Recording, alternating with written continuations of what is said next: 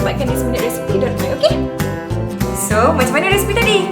Kalau nak dapatkan banyak lagi resepi, jangan lupa subscribe kita punya YouTube channel. Jangan lupa juga like, share dan komen. Okay, jumpa lagi. Bye!